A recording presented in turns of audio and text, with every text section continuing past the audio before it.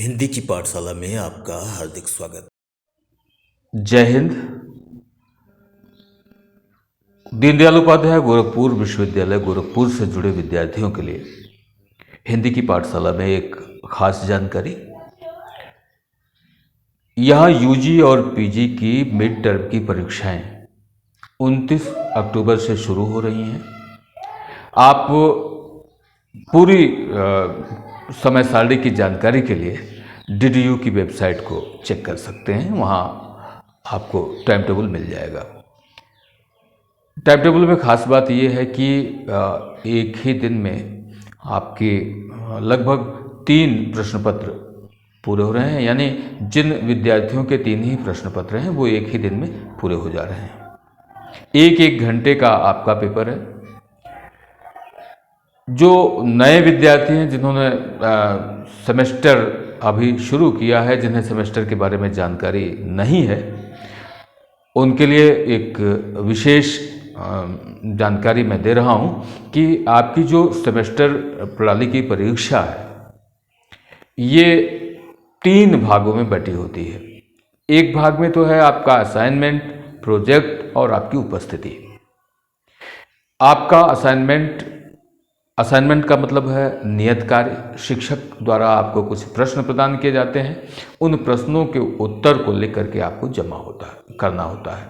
उसी तरह से प्रोजेक्ट वर्क है, ये आपके शिक्षक पर ही निर्धारित करता है, उन पर ही डिपेंड है कि वो आपको किस तरह के प्रोजेक्ट वर्क देंगे और किस तरह से आपसे वो प्रोजेक्ट पर कार्य कराएंगे। उसके अतिरिक्त उपस्थिति है जो सबसे महत्वपूर्ण है। आप असाइनमेंट भी तभी कर पाएंगे, आप प्रोजेक्ट भी तभी पूरा कर पाएंगे जब आप उपस्थित होंगे। इन तीनों को मिला करके विश्वविद्यालय ने निर्धारित किया है कि ये 25 अंकों का मूल्यांकन आपका है, जो महाविद्यालय स्तर पर या विश्वविद्यालय स्तर पर होना है।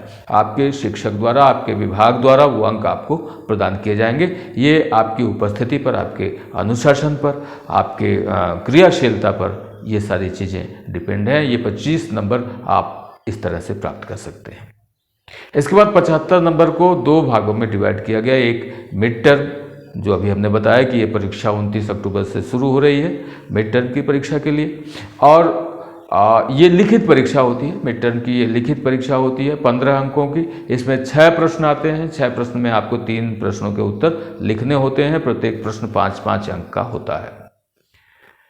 आगे जो 60 नंबर की परीक्षा है, ये वस्तुनिष्ठ प्रकार की परीक्षा होती है। ये भी दिसंबर लास्ट तक संपन्न हो जानी है। यानी कि एक वर्ष में 2 सेमेस्टर होते हैं और ये दोनों सेमेस्टर वर्षांत तक पूरे कर लिए जाते हैं, प्रति 6 माह में पूरे कर लिए जाते हैं। तो अभी ये नवंबर के बाद दिसंबर आएगा। 29 अक्टूबर से आपकी परीक्षा जो शुरू हो रही है 17 नवंबर तक चलेगी। उसके बाद फिर 17 नवंबर के बाद बहुत शीघ्र ही, बहुत टाइम आपके पास नहीं बचेगा, दिसंबर में आपकी एंड टर्म की परीक्षाएं हो जाएंगी, जिनमें वस्तुनिष्ठ प्रकार के प्रश्न होंगे। 60 प्रश्नों के उत्तर वहां आपको देने होंगे। इस तरह से कुल एक पेपर में 100 नंबर की व्यवस्था होती है। कुछ प्रश्न पत्रों में प्रयोगात्मक परीक्षाएं भी हैं, तो जहां प्रयोगात्मक है वहां उनका विवरण अलग है। जिन विषयों में प्रयोगात्मक परीक्षा नहीं है, मैंने उनके विषय में आपको बताया है कि 25 नंबर आपके इंटरनल मार्क्स हैं, 15 नंबर की आपकी लिखित परीक्षा जो मिड टर्म की है, और 60 नंबर की आपकी लिखित परीक्षा वस्तुनिष्ठ प्रकार की जो एंड टर्म की है। तो हिंदी के विद्यार्थियों के लिए जो प्रथम सेमेस्टर में है, उनके लिए मैं बता दूं कि जिन्होंने हिंदी को पहले विषय के रूप में चयनित किया है, उनके सामने 3 प्रश्न पत्र होंगे। HND 101, कोर्स कोड 101 हम कह सकते हैं। कोर्स कोड 101 में आपको 3 इकाइयों का अध्ययन करना है। साहित्य, अर्थ एवं स्वरूप। मतलब साहित्य का अर्थ क्या है, उसका स्वरूप क्या है। और साहित्य के अर्थ में आपको भाषा साहित्य के बारे में, साहित्य और कला के बारे में जानकारी होनी चाहिए। गद्य की विधाओं के बारे में आपको जानकारी होनी चाहिए। काव्य के भेद, काव्य के तत्व, ये सारी चीज़ें उसके अंतर्गत आ जाती हैं। फिर हिंदी साहित्य का इतिहास है। हिंदी साहित्य के इतिहास के अंतर्गत साहित्य का इतिहास, साहित्य के इतिहास के लेखन की परंपरा, इन सब बारे में आपको जानकारी मिलती है। हिंदी साहित्य के विभिन्न कालों का भी अध्ययन आपको करना होता है। हिंदी भाषा के जो स्वरूप है इसका भी आपको विवेचन करना होता है। तो ये आपका प्रथम प्रश्न पत्र हो जाता है, खासकर उन विद्यार्थियों के लिए जिन्होंने हिंदी को पहले विषय के रूप में अपनी परीक्षा फॉर्म में चयनित किया है। हमेशा याद रखें कि जिन्होंने किसी भी विषय को पहले विषय के रूप में चयनित किया है उन्हें 3 प्रश्न पत्रों की परीक्षा देनी है। शेष विद्यार्थियों के लिए 2 प्रश्न पत्र बनते हैं। तो उसके बाद होता है कोर्स कोड HND 102 जो दूसरा प्रश्न पत्र है। इसमें आपको 4 इकाइयों का 4 यूनिट है जिनका आपको अध्ययन करना है। एक तो आदिकालीन और मध्यकालीन काव्य का इतिहास है।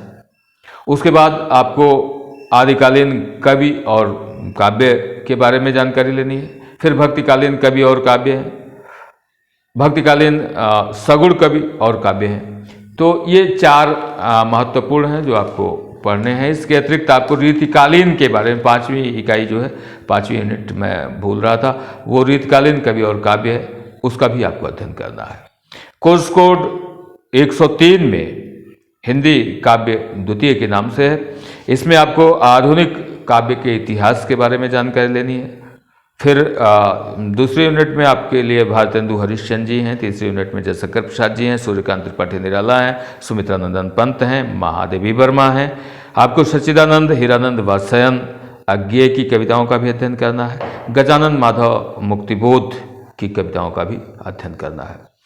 तो ये सारे अध्ययन आपको करने हैं, लेकिन आपके सामने तुरंत जो परीक्षा है उस परीक्षा के लिए महत्वपूर्ण प्रश्न आपकी जानकारी में होने चाहिए। आप हमारे इस चैनल को सब्सक्राइब भी कर सकते हैं। इसके डिस्क्रिप्शन में मैं महत्वपूर्ण प्रश्नों को अवश्य छोड़ूंगा आपके लिए। आप यहाँ आए, आपने इस वीडियो को देखा और इस डिस्क्रिप्शन में आपको महत्वपूर्ण प्रश्न दिए जाएंगे।